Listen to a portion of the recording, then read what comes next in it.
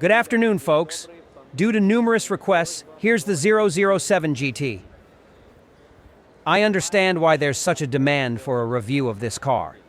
It looks good. It's a liftback. Looks great. Make yourselves comfortable.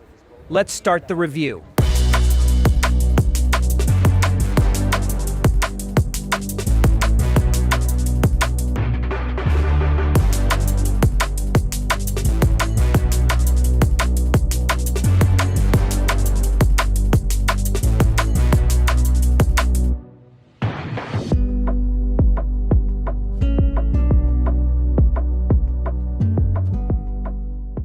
Recently, a BMW dealer called me and said that in 2025, prices have dropped even further and the discounts are even bigger.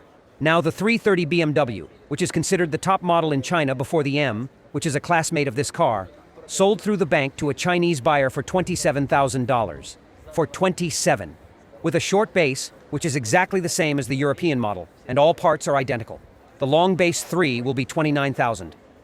And for this price, I have no complaints whatsoever about the BMW 3 Series. None at all. An excellent car for its price.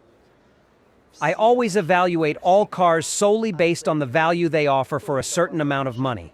Now, the BMW 3 Series is sold in the BYD Seal segment, and I think the BYD Seal is slightly more expensive. Here, they are asking $45,000 for the maximum configuration. And now, I will evaluate the Chinese, what they have offered that would make me overpay such an amount of money on top. In terms of power, it's the same. 640 horsepower with acceleration in 2.9 seconds to 100 with a 100 kilowatt-hour lithium-ion battery, which is lighter and more expensive, and 3.9 seconds with a heavy 75 kilowatt-hour iron phosphate battery. I specifically went to the showroom where they offer the top configuration for a test drive, but in the showroom, it's the basic version. Why? To show you what you don't need to overpay for. There are almost no options here, and I will now tell you what they are and how much they cost. The twin-engine version without options, like here, costs $35,000. Double wishbone suspension at the front, multi-link at the rear, double air suspension, adaptive shock absorbers with CDC technology. Stationary roof rails are already included in the base model. Look, here the top is the same color as the body, but if you want it to be pure black, the rest of the color is whatever you choose, $300 extra. The automatic doors cost $2,200. This car doesn't have them. Connoisseurs who like the doors to open automatically can purchase this feature for an additional fee. If you want, there will be a lamp here, and it will cost $1,100. If you don't want it, it will just be black. Unfortunately, this car does have one extra feature.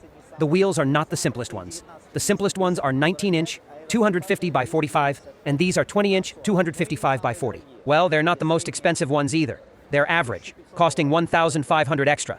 But if you pay $2,200, you also get 20-inch wheels.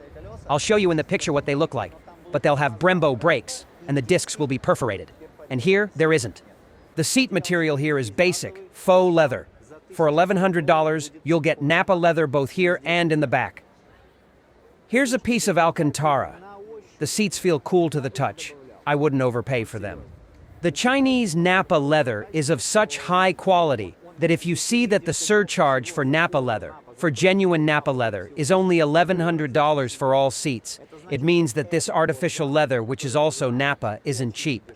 I'll tell you that by touch. Yes, it feels a little smoother, but everything here is very good. I wouldn't overpay if you're concerned about the price. The last option is tow bar. It costs $1,100 and can tow 1.5 tons. Seat cushion. To the max, yes, a long seat cushion. There's more knee room than in the Zeekr 001 for someone my height. I feel more comfortable here than there. Just like in 007, I remember I liked it there too. I have a fist in front of my knee, even bigger. Unfortunately, it is not possible to lower the seat to the very bottom as I like to drive. Well, here I am sitting upright, and I can even lie down and slide forward. A person taller than me can fit here too. Massage, ventilation, and heating in the front. Nothing in the back. As you can see, compared to the 007, the sedan has a slightly different design, especially right here in the center. In terms of materials, it's also good. It's definitely more expensive than in the BMW 3 Series. Alcantara, there are 2 places for wireless charging with ventilation. Bare plastic underneath, just so you know. The screen, like in 007, doesn't rotate. It's stationary. Well, in the center here, it's already nicely upholstered. Below, further down, it's just bare plastic. The ceiling is Alcantara. On the magnets, yes, with lights. A physical emergency button and SOS button. Not a display, just a regular mirror. Yes, just a regular one. And unfortunately, there are no sunshade. There's just tinted glass. Let's check how it's assembled. Stone. Good. And here it was. What about the cup holders? Well, all right. Look, they tried to make it stylish in some places. See, they did a pretty good job here. Look, here we have microfiber. And here it's Napa Technology faux leather. Here is a piece of Alcantara with stitching. These are interesting design choices for the seats. Look, it's the same in the back. The piece of Alcantara looks good. Yes, no questions about it. Very smooth faux leather. Here is microfiber, faux leather, and here is bare plastic. Double glazing. 23 Zeekr sound speakers. Apparently some kind of their own music. And there is sound in the headrests of the front seats as well. The passenger on the right has the exact same seat settings as the driver. The steering wheel is leather with plastic inside. All the buttons are functional. There's this cool, trendy button that I've shown more than once. The menu is displayed here on the right. Music. Some kind of information. Climate control. The temperature can be adjusted up and down, the airflow left and right. It's very convenient. It's always on the right side of the steering wheel. All the buttons work. Central locking, trunk, music, and there's even a knob here to adjust the volume. This is an empty button. You can bind it. And what's currently on this button? Opening the glove compartment. Here you can select options for this button. Head-up display. There's a map. Everything is fine and reads perfectly. Very good screen. Excellent picture. No questions at all. This light theme can be dark. Hotkeys. Yes, everything works well. No complaints about the screen. It would be nice if it could rotate. Look, as far as I understand, the climate. Yes, right here. You can install the perfumes. Unlike the Neo ET5, the rear seat here is more comfortable. More comfortable. This is the level of a sofa where you feel like you're in an E-Class car, not a D-Class. The materials are the same as in the front. They did not save money. There is a gas roof. Additional $2,200. Here it's just dark, but the gas one, press the button, it becomes opaque. Press the button, it becomes transparent. Cool, the same materials as everywhere else. Everything is fine with the materials, except for some plastic at the bottom. Along the bottom. Everything is fine. The hook is metal. What's here? Well, it's not that simple. There's a box covered with fabric. I wish it were a bit longer. Here, my elbow is already in this kind of unpleasant. I reclined the seat as far back as possible. Everything's cool. I've traveled far. If you want to sit more upright, there's a button to adjust it. There's only air here and 2 charging ports. Plastic, Alcantara. There's impressive space in the back. 645 liters. There's a flat floor. I'll try to lie down now to see how long it is. Underweight, it will be even. With body weight if you need to spend the night, for example. Shelves can be both higher and lower. There are hooks. A huge niche. Truly huge. The head hangs a little. Now I'll try it like this. Look, I cheated and flipped the headrest. At this length, you can sleep here. This won't be a very comfortable sleep, but at least you can definitely take a nap. What strengths do I see in this car? It is 200 kilograms lighter than the Zeekr 001. It also has air suspension.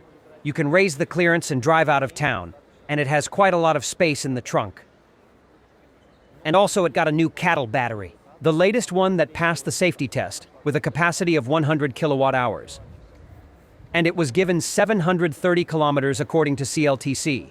In reality, this will be 20% less in the city during summer, and 50% less in the cold winter, which is quite good for this class of vehicle. These are the strengths I see compared to the other Zeekr models. And it's cheaper, of course. The minimum drop is 14 centimeters. The maximum lift is 17. Let's go for a test drive. I'm very curious about how it rides on air suspension. So, here's what we've got. BYD Seal and the BMW 3 Series 330.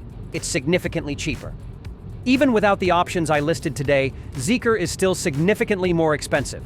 I have no particular complaints about the price, because Seal is on double wishbones without air suspension, and BMW is on McPherson suspension. And here, first of all, we get both air suspension and adaptive shock absorbers. And secondly, with all-wheel drive, acceleration from 0 to 100 takes 2.9 seconds. As I understand it, this is the fastest production car in the world for $35,000. Just to remind you, that's how much it costs without the options I mentioned today. Now moving on, is there anyone among you who, upon seeing the GT symbols, thought they tuned it to be sharp like a Xiaomi or a Taycan or like a BMW? No, not at all. This is a typical suspension setup, like that of a Mercedes C-Class. You can't call the handling bad, it's just average. The suspension is soft, even in sport mode. Even in sport mode, it's soft. Everything in this car is designed for comfort. In principle, I understand why they did it. People who prefer a smooth ride more than those who prefer a sharp one. Recently reviewed the Neo ET5. It's just the opposite. It's firm on bumps, but the steering is more interesting. Overall, despite its crazy acceleration to 100, this car is not designed for tracks. Yes, the suspension handles acceleration well. When you press the gas pedal all the way down, it doesn't wobble much.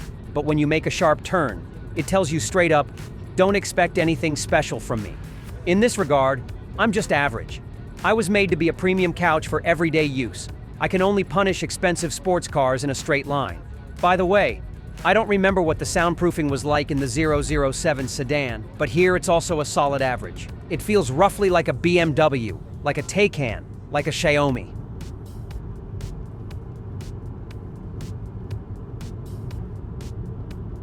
I don't like the steering feedback. The BMW 3 Series is much more engaging. Again, in this regard, it's also similar to Mercedes. Everything is set up so that the steering doesn't overwhelm the driver. Moreover, as far as I understand, the roots trace back to Volvo. These are exactly the typical settings not only for Mercedes, but also for Volvo. Let's move on. When you turn on the left or right turn signal, here, as in gilevich.eng, the side cameras transmit information directly to the head-up display. What options would I definitely choose? First, Brembo perforated brake discs on a 40 profile. We're currently driving on the top-tier wheels, and honestly, based on the feel, I would even put a 35 profile on here. And secondly, probably a gas roof, because there is no sunshade here. Otherwise, everything is situational. Okay, friends, thank you for your attention. Thank you to everyone who watched until the end. If you liked it, you know what to do. I bid you farewell. Take care of yourselves and your loved ones. See you soon.